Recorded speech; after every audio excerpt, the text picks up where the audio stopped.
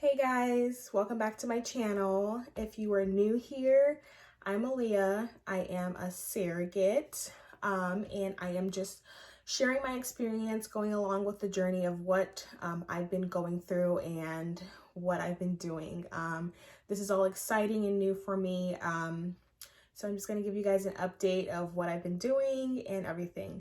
I am currently 21 weeks pregnant with a boy for a intended father. He is single and he wants to grow his family. So I am helping with that, and I am so excited to be on this journey and helping and everything. So as you guys can tell by the title of this video, this is something that's a little scary for me, or that was scary for me. I'm not going through it anymore. I'm thankful. And I just want to share my experience because I know it can be very scary and stressful time at this moment. I don't know if anyone is going through this or happens to think that they're going through this and just want some more guidance on what to do. So yes, I am pregnant and I tested positive for COVID. I tested positive, I want to say at 18 weeks. That's when I went to go get tested. So I first off started having symptoms. I could not remember because I thought it was just like a normal cold. I thought I was feeling this way because of the pregnancy. A lot of pregnant people that I ran into that did test positive or just was sick was just having allergies. They thought they were having allergies. They thought that they were just regular sick. Like people think that you can't get a regular cold now because of COVID happening. And that's what I thought. So my first symptom was I completely lost my appetite. I did not want to eat. Nothing sounded good to me. I had no interest in eating, and I was so I was hungry, but I was just like, I don't want to eat at all. I did force myself to eat just because I knew that I had to eat to feed the baby and make sure that the baby got, nutrition and all that stuff. So I forced myself to eat, but it wasn't what I wanted at all. I did vomit here and there because this baby is really picky. When I tell you really picky, I'll eat cereal and milk and he does not like it. So that's that. After I was having my loss of appetite that never came back, I started having headaches every single day. And they would last for a long time. And I'm talking about hours. I would take a Tylenol because you're able to take Tylenol. So I took Tylenol. That sometimes helped, but majority of the time it didn't help at all.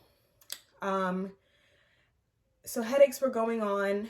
I didn't think anything of it because I would already I was getting headaches once a day after I stopped all the IVF medications.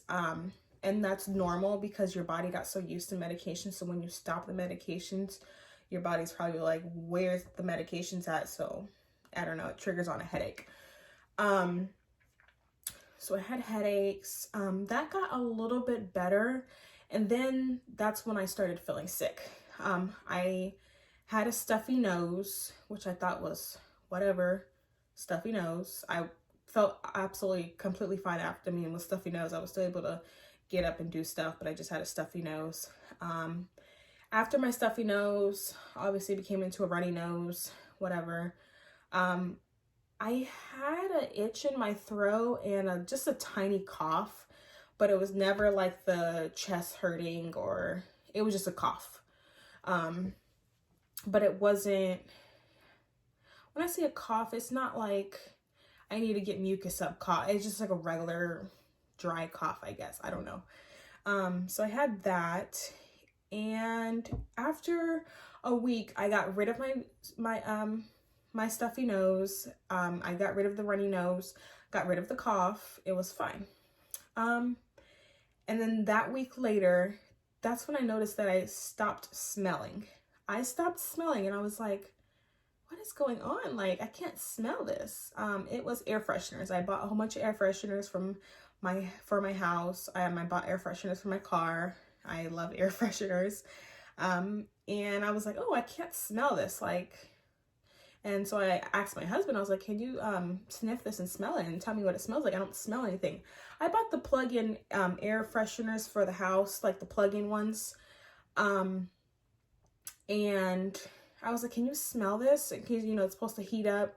And I thought, oh, maybe it was just taking time to heat up or whatever like that. And he's like, oh, I smelled a little bit, but I was like, okay, maybe it's just not me. Then maybe it's just the air freshener. So I'm like, great, I bought all this air fresheners and it doesn't even smell. So, whatever, I just bypassed that. And then when I noticed I couldn't smell my food, I can taste my food, but it wasn't like a indulged taste. Like I couldn't really taste like the flavors of my food.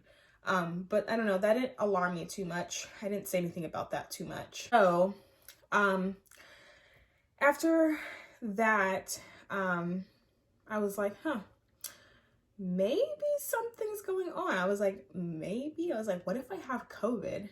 I'm like, that'd be scary. Like, what if I did? So I was calling my husband. He was at work. I was like, hey, you know, I can't smell anything. I was sick last week. Like, do you think I probably have COVID? And he was like, no, you're fine. Just rest and you'll be fine. I'm like, okay, whatever. So, I go somewhere, I get in the car, and I'm like, open a brand new wild cherry air fresheners. And you know, those things always smell good.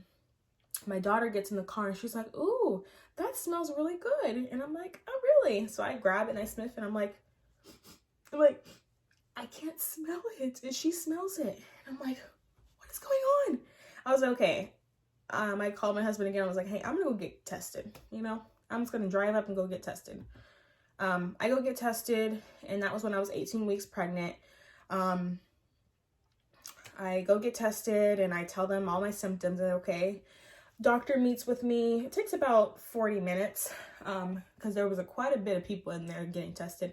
And I went to this test site where it was just people, whoever was getting tested had symptoms and they think that they had COVID. So I go, so there's quite a few people there. Doctor takes a little bit of time. He listens to the baby's heartbeats. Like, baby's heartbeat's fine. I tell him my symptoms and everything. And he said, okay, I'm going to be very surprised if your test comes back negative. And I was like, well, great. Probably have COVID. So I had to go home after that. I waited 2 days. It took like perfectly 2 days. And sure enough, I was like, it's positive. So after I did get my test, I did quarantine until I got my test. And then when I got my test, obviously I quarantined for the 14 days. And that was miserable. Not because I wasn't feeling sick. I just couldn't smell. That was my only symptoms. I couldn't smell after I got rid of the other symptoms. I couldn't smell.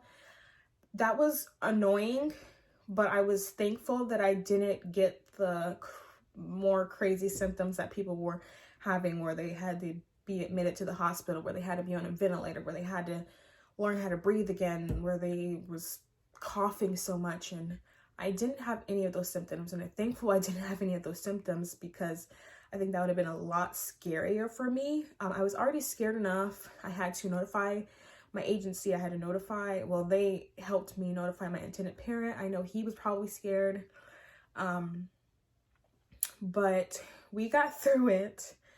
That was very miserable, sitting in my room by myself, quarantined. I put a gate in front of my door. My room is decent size. I put a gate in front of my door so that none of the dogs or my kids will come in. So they pretty much stayed like on the outside of the gate by the door, and they just always like waved to me and talked to me. And but that was scary, and they did not like being able to hug me before bed, kiss me before bed. That was tough. But I knew that I did not want to spread that to my kids, or my husband. But after going through that, that was definitely a wake-up call. I am a germ freak. I'm not over the top germ freak, but I wash my hands, I sanitize, especially with this COVID thing. I mean, I did this before even COVID. I washed my hands. Let me tell you, I kept Lysol wipes. I wiped, guys, I did everything possible to not get COVID. I carried hand sanitizer with me every day, everywhere I went. What I think helped me not get sick even more is that anytime that I do feel sick, or anytime that I start getting sick, I will grab those vitamin C or the emergency packs and pour it in my water and drink it. And I've drank that all day. I normally drink water all day, every day. I usually rarely have juice or soda or I'm not a big fan of soda. Sometimes I like my Dr. Pepper, but I'm not a big fan of anything else. So I grab those vitamin C emergency packs and I drink them constantly every single day. And I would drink them all day pretty much. And I think that helped me not like get more sick. So I definitely think that helps. So if you are feeling sick or you think that you're a little tickle in your throat, drink that because it will save you. But yeah, I did drink that, and I rest as much as possible. Oh, and I did have fatigue, and I was nauseous. And of course, you think that that's just the pregnancy, but it was not. And I was already well into my second trimester. I was getting out of that stage where I was getting my energy back and not being nauseous anymore. I would get nauseous here and there when I ate certain foods, but I felt like this is normal. This is the pregnancy. Going backwards, back into like feeling like you're in your first trimester again with feeling fatigue and nauseous. I'm like, okay, why am I feeling like this? I would sleep all day and I just knew something wasn't right too. So I did have those two symptoms. I did have a little hiccup, I guess you can say. So after I felt better and everything, one night I decided to use the restroom before I went to bed. I do that all the time because being pregnant, baby's pushing on your bladder, I get up every single night at 4 a.m. exactly to go pee. And so I try to avoid that and try to use the restroom before I go to the restroom. I wipe and my mucus plug. Guys, if you've been pregnant before, why is my mucus plug coming out at, 20 weeks? Yeah, 20 weeks. I was exactly 20 weeks. Why is my mucus plug coming out? I was like, babe. I was like, I think my mucus plug, I'm pretty sure it's my mucus plug. I don't want to go into detail because I don't want to like discuss anybody, but I was very, I kind of freaked out a little bit. I was crying. I was like, okay, because a lot of people, if you don't know, a lot of people did go into preterm labor, not just having COVID, but just COVID just existing. And it's so weird because a lot of people said that they don't know why people are having these preterm labors in their second trimester. Like, this is completely weird. A lot of those people didn't have COVID. I don't know. So, that was scary. I called the on-call doctor. Doctor called me back and said, I think you need to go get seen, because that's not normal. So I go get seen. They check me. The inside, I don't know any of these, what's going on, but the inside of my cervix was closed. the outside was dilated to 1.5 centimeters. I don't really get why. I don't know. I really couldn't tell you. And she was like, okay, I'm going to put you on the monitor for an hour and then I'm going to check your cervix again. I said, okay. So make sure we're not having any contractions. I didn't have any contractions, thank God. Didn't feel anything. I felt completely normal. I mean, I didn't have a bloody show. My mucus plug just came out. So get in the monitor for an hour, no contractions, thank God. Check my cervix again. Cervix is completely like the same. Nothing's changed. I said, okay. So she told me to go home, make sure I call my doctor, my OB, and let her know what's going on, and we'll go from there. My OB puts me on bed rest until my appointment, my next appointment. Now, I couldn't get seen all of July because I had COVID. So we skipped the whole month of July of me being seen. So I missed my 20-week ultrasound. I missed it all. So I don't have an update on, still haven't seen my doctor yet. But I've just been taking it very easy and slow, and I haven't been doing anything crazy. And I haven't had any contractions. I haven't had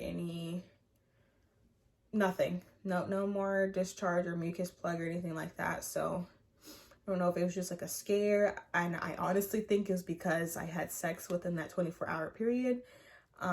So, I mean, it could have just been sex that, hello, my mucus plug came out.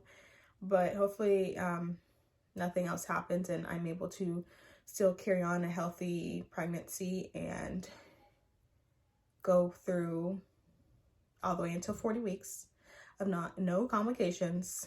So we'll see with what my OB says, my next appointment, and we'll go from there. But that is the crazy journey that I have been on through the whole month of July. July has been a shit show. And 2020 has been a shit show. Let me tell you that, just to start off. But July, for me, was not fun at all.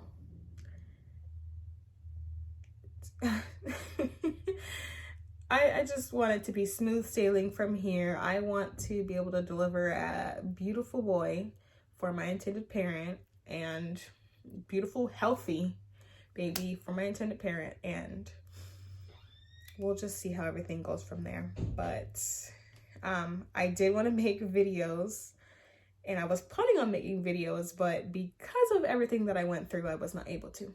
But I plan on doing some pretty cool videos coming up for you guys because I'm bored and I don't have anything else to do.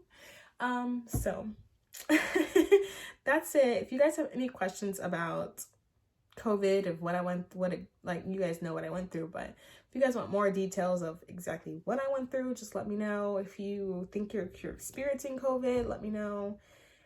If you're pregnant, congratulations. And I know some people are having transfers now, and everything is going good for everybody. So cross fingers, sticky thoughts for everybody that's going through transfer, that's going to be a surrogate. And I'll see you guys in my next video. Thank you so much for watching. Bye.